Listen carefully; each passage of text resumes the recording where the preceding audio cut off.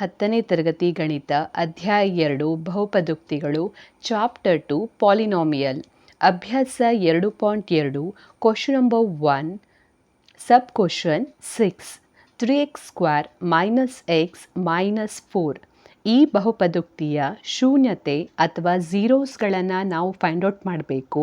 ಆಮೇಲೆ ಇಲ್ಲಿ ಬರುವಂತಹ ಶೂನ್ಯತೆಗಳು ಸರಿಯಾಗಿದೆಯಾ ಅಂತ ವೆರಿಫೈ ಮಾಡಬೇಕು ಅಥವಾ ತಾಳೆ ನೋಡಬೇಕು. ಮೊದಲಿಗೆ ನಮಗೆ ಕೊಟ್ಟಿರುವಂತಹ ಬಹುಪದೋಕ್ತಿಯನ್ನು ಬರೆದು ತೆಗೆದುಕೊಳ್ಳುವ. 3x ಸ್ಕ್ವೇರ್ - x - 4 ಅಂತ ಕೊಟ್ಟಿದ್ದಾರೆ. ನಾವು ಈಗ ಇಲ್ಲಿ ಬರುವಂತಹ ಬೆಲೆಗಳನ್ನು ತೆಗೆದುಕೊಂಡು ಇದರ ಅಪವರ್ತನಗಳನ್ನು ಫೈಂಡ್ ಔಟ್ ಮಾಡಬೇಕು. ಸೊ ಇಲ್ಲಿ 3 ಇದೆ, ಇಲ್ಲಿ 4 ಇದೆ. 3 ಮತ್ತು -4 ಇದೆ. ಸೊ 3 × -4 ಅಂತ ಹೇಳಿದರೆ -12.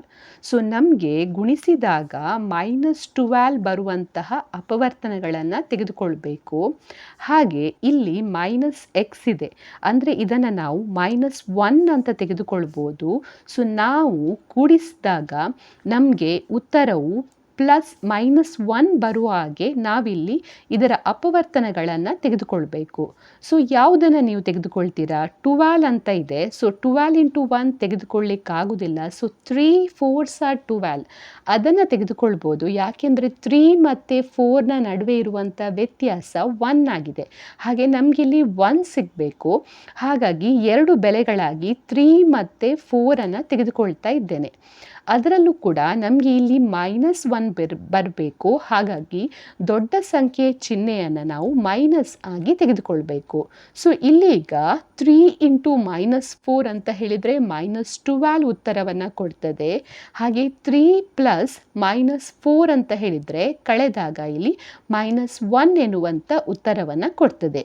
ನಾವೀಗ ಈ ಎರಡು ಬೆಲೆಗಳನ್ನು ಈ -xನ ಜಾಗದಲ್ಲಿ ಹಾಕಬೇಕು. ಇಲ್ಲಿ -x ಅಂತ ಹೇಳಿದರೆ -1x ಅಂತ ನಾವಿಲ್ಲಿ ತೆಗೆದುಕೊಳ್ಬೋದು. So 3x square next -x ಅಥವಾ -1xನ ಜಾಗದಲ್ಲಿ ಇದನ್ನು ಹಾಕ್ತಾ ಇದ್ದೇನೆ. ಸೊ ಇಲ್ಲಿ +3x - 4x - 4. ಸೊ ಇಲ್ಲಿ ನೀವು ನೋಡ್ಬೋದು, ಈ ಜಾಗದಲ್ಲಿ ಇದನ್ನು ಹಾಕ್ತಾ ಇದ್ದೇನೆ. 3x - 4x ಅಂತ ಹೇಳಿದರೆ ಇದು -x ಅನ್ನು ಬೆಲೆಯಾಗಿ ಉತ್ತರವಾಗಿ ಕೊಡ್ತದೆ. ಸೊ ಇದನ್ನು ನಾವು ಈ ಬೆಲೆಯಾಗಿ ರಿಪ್ಲೇಸ್ ಮಾಡಿದ್ದೇವೆ ಇಲ್ಲಿ. ನೆಕ್ಸ್ಟ್ ನಾವು ಇದನ್ನು ಒಂದು ಪದವಾಗಿ ಹಾಗೆ ಇದನ್ನು ಇನ್ನೊಂದು ಪದವಾಗಿ ತೆಗೆದುಕೊಳ್ಳುವ. ಇದರಲ್ಲಿರುವಂಥ ಕಾಮನ್ ಟರ್ಮ್ಸ್ ಯಾವುದು? ಎರಡರಲ್ಲೂ ಕೂಡ 3x ಎನ್ನುವಂಥದ್ದು ಎರಡರಲ್ಲೂ ಕೂಡ ಇದೆ. ಹಾಗಾಗಿ ಆ 3xನ್ನು ಹೊರಗಡೆ ತೆಗಿತಾ ಇದ್ದೇನೆ. 3xನ್ನು ಹೊರಗಡೆ ತೆಗೆದಾಗ ಇಲ್ಲಿ ಉಳಿತಾ ಇದೆ x, 3 1s are 3. ಹಾಗಾಗಿ ಇಲ್ಲಿ ಉಳಿತಾ ಇದೆ ಕೇವಲ 1, ಯಾಕೆಂದರೆ ನಾವು xನ್ನು ಕೂಡ ಹೊರಗಡೆ ತೆಗೆದಿದ್ದೇವೆ. ನೆಕ್ಸ್ಟ್ ಇಲ್ಲಿಂದ -4ಅನ್ನು ಹೊರಗಡೆ ತೆಗಿತಾ ಇದ್ದೇನೆ. ಯಾಕೆಂದರೆ -4 ಎರಡರಲ್ಲೂ ಕೂಡ ಇದೆ. -4ಅನ್ನು ಹೊರಗಡೆ ತೆಗೆದಾಗ ಇಲ್ಲಿ +x ಉಳಿತದೆ. ಹಾಗೆ ಇಲ್ಲಿ ಮೈನಸನ್ನು ಹೊರಗಡೆ ತೆಗೆದಿರೋದ್ರಿಂದ 4 1s are 4. ಸೊ ಇಲ್ಲಿ +1 ಉಳಿತದೆ. ಸೊ ನಮಗಿಲ್ಲಿ ಸಿಗ್ತಾ ಇದೆ x + 1 ಒಂದು ಟರ್ಮ್, ಹಾಗೆ 3x - 4 ಇದು ಇನ್ನೊಂದು ಟರ್ಮ್. ಸೊ ನೀವಿಲ್ಲಿ ಕಾಣ್ಬೋದು, ನಾವು ಮೊದಲಿಗೆ 3x ಸ್ಕ್ವೇರ್ - x - 4 ಈ ಬಹುಪದೋಕ್ತಿಯನ್ನು ತೆಗೆದುಕೊಂಡಿದ್ದೇವೆ. ಇದರ ಅಪವರ್ತನಗಳಾಗಿ ನಮಗೆ x + 1 ಮತ್ತು 3x - 4 ಸಿಕ್ಕಿದೆ. ನೆಕ್ಸ್ಟ್ ನಾವು ಇದರ ಶೂನ್ಯತೆಯನ್ನು ಕಂಡುಹಿಡಿಬೇಕು. ಶೂನ್ಯತೆ ಅಂತ ಹೇಳಿದರೆ ಇದನ್ನು ಬಿಡಿಸಿದಾಗ ನಮಗೆ ಸಿಗುವಂಥ ಉತ್ತರವು 0 ಆಗಿರಬೇಕು. ಸೊ ಇಲ್ಲಿ ಉತ್ತರ 0 ಬರಬೇಕು ಅಂತಾದರೆ ಈ ಪದ 0 ಆಗಿರಬೇಕು ಅಥವಾ ಈ ಪದ 0 ಆಗಿರಬೇಕು. ಸೊ ನಾವಿಲ್ಲಿ ಎರಡೂ ಪದಗಳಿಗೂ 0ಯನ್ನು ಹಾಕಿ ನೋಡುವ. ಸೊ x + 1 = 0 ಆಗಿರಬೇಕು. ಸೊ ಇದು 0 ಆದರೆ ಏನಾಗ್ತದೆ? 0 × ಈ ಟರ್ಮ್ ಅಂತ ಹೇಳಿದರೆ ಇದು ನಮಗೆ 0ವನ್ನು ಕೊಡ್ತದೆ. ಅಥವಾ ಈ ಟರ್ಮ್ 0 ಆದರೆ 0 × x + 1 ಕೂಡ ನಮಗೆ 0ವನ್ನು ಕೊಡ್ತದೆ. ಸೊ x + 1 = 0 ಆಗಿರಬೇಕು ಅಥವಾ 3x - 4 = 0 ಆಗಿರಬೇಕು. ಈಗ x + 1 = 0 ಆದರೆ ಈ 1 ಈ ಬದಿಗೆ ತೆಗೆದುಕೊಂಡು ಹೋದಾಗ ನಮಗೆ x = -1 ಅಂತ ಸಿಗ್ತದೆ. ಹಾಗೆ 3x - 4 ಇಲ್ಲಿದೆ. ಸೊ ಈ 4 ಈ ಬದಿಗೆ ತೆಗೆದುಕೊಂಡು ಹೋದಾಗ +4 ಆಗ್ತದೆ. ಸೊ x = 4/3 ಅಂತ ಸಿಗ್ತದೆ. ಈಗ ನಮಗಿಲ್ಲಿ 2 ಬೆಲೆಗಳು ಸಿಕ್ಕಿದೆ. ಇವುಗಳನ್ನು ನಾವು ಬಹುಪದೋಕ್ತಿಯ ಶೂನ್ಯತೆಗಳು ಅಥವಾ ಝೀರೋಸ್ ಆಫ್ ಪಾಲಿನಾಮಿಯಲ್ ಅಂತ ಹೇಳ್ಬೋದು. ಯಾಕೆಂದರೆ ಈ ಬೆಲೆಗಳನ್ನು ಈ ಬಹುಪದೋಕ್ತಿಯಲ್ಲಿ ಹಾಕಿದಾಗ ಎಕ್ಸಿನ ಜಾಗದಲ್ಲಿ ಹಾಕಿ ನಾವು ಸಾಲ್ವ್ ಮಾಡಿದಾಗ ನಮಗೆ ಬರುವಂಥ ಉತ್ತರವು 0 ಆಗಿರ್ತದೆ. ಸೊ ಈಗ ಬಹುಪದೋಕ್ತಿಯ ಶೂನ್ಯತೆಗಳು ಯಾವುದೆಲ್ಲ? -1 ಮತ್ತು 4/3. So -1 and 4/3. ಸೊ ಈಗ ನಮಗೆ ಶೂನ್ಯತೆಗಳು ಸಿಕ್ಕಿದೆ. ಒಂದನ್ನು ನಾವು ಆಲ್ಫಾ ಅಂತ ತೆಗೆದುಕೊಳ್ಳುವ, ಇನ್ನೊಂದನ್ನು ಬೀಟಾ ಅಂತ ತೆಗೆದುಕೊಳ್ಳುವ.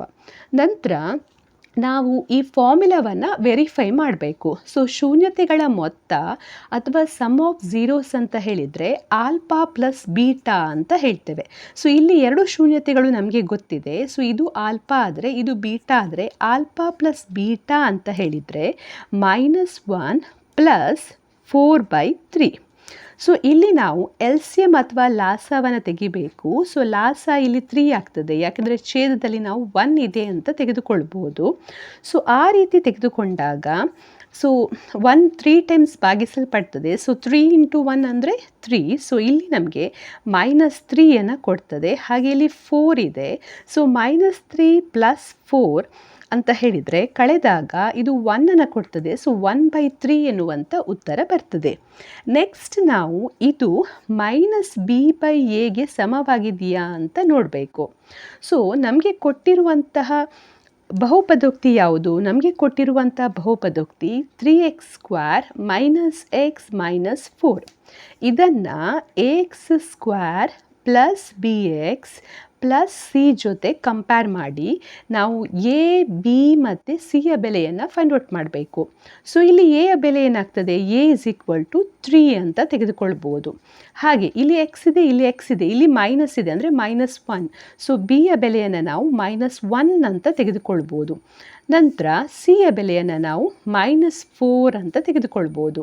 ಸೊ ಈ ಬೆಲೆಯನ್ನು ಈಗ ಇಲ್ಲಿ ಹಾಕುವ. ಸೊ ಇಲ್ಲಿ ಏನಿದೆ? -1 ಇದೆ. ಸೊ ಮೈನಸ್ b ಯ ಬೆಲೆ ಎಷ್ಟು? -1 ಭಾಗಿಸು a ಎಷ್ಟಿಲ್ಲಿ? 3. So minus into minus plus ಆಗ್ತದೆ. ಸೊ 1/3 ಎನ್ನುವಂಥ ಉತ್ತರ ಸಿಗ್ತದೆ. ಸೊ ನೀವಿಲ್ಲಿ ಕಾಣ್ಬೋದು ನಮಗೆ ಒಂದೇ ರೀತಿಯ ಉತ್ತರ ಸಿಕ್ಕಿದೆ. ಅಂದರೆ ನಾವು ಈ ಸಮ್ ಆಫ್ ಝೀರೋಸನ್ನು ಈಗ ವೆರಿಫೈ ಮಾಡಿದ್ದೇವೆ. ನೆಕ್ಸ್ಟ್ ನಾವು ಶೂನ್ಯತೆಗಳ ಗುಣಲಬ್ಧ ಅಂದರೆ ಪ್ರಾಡಕ್ಟ್ ಆಫ್ ಝೀರೋಸನ್ನು ವೆರಿಫೈ ಮಾಡಬೇಕು. ಪ್ರಾಡಕ್ಟ್ ಆಫ್ ಝೀರೋಸನ್ನು ನಾವು ಆಲ್ಫಾ ಇಂಟು ಬೀಟಾ ಅಂತ ಬರೀತೇವೆ. ಸೊ ಆಲ್ಫಾ ಇಲ್ಲಿ -1 ಇಂಟು ಬೀಟಾ 4/3. ಸೊ -1 ಇಂಟು 4 ಅಂತ ಹೇಳಿದರೆ -4 ಹಾಗೆ 3 ಇಲ್ಲಿ -4/3 ಅಂತ ಸಿಗ್ತದೆ. ನೆಕ್ಸ್ಟ್ ಇದನ್ನು ಇನ್ನೊಂದು ಫಾರ್ಮುಲಾ ಜೊತೆ ಕಂಪೇರ್ ಮಾಡಿ ನೋಡಬೇಕು. ಸೊ c/a ಅಂತ ಇದೆ ಇದು. ಸೊ c ಅಂತ ಹೇಳಿದರೆ ಇಲ್ಲಿ ಬೆಲೆ ಎಷ್ಟು? -4 ಹಾಗೆ a ಯ ಬೆಲೆ ಎಷ್ಟು? ಇಲ್ಲಿ 3. ಸೊ -4/3 ಅಂತ ಕೊಡ್ತದೆ. ಸೊ ಈ 2 ಬೆಲೆಗಳನ್ನು ಕೂಡ ನೀವು ನೋಡ್ಬೋದು. ನಮಗೆ ಒಂದೇ ರೀತಿಯ ಬೆಲೆ ಸಿಕ್ಕಿದೆ.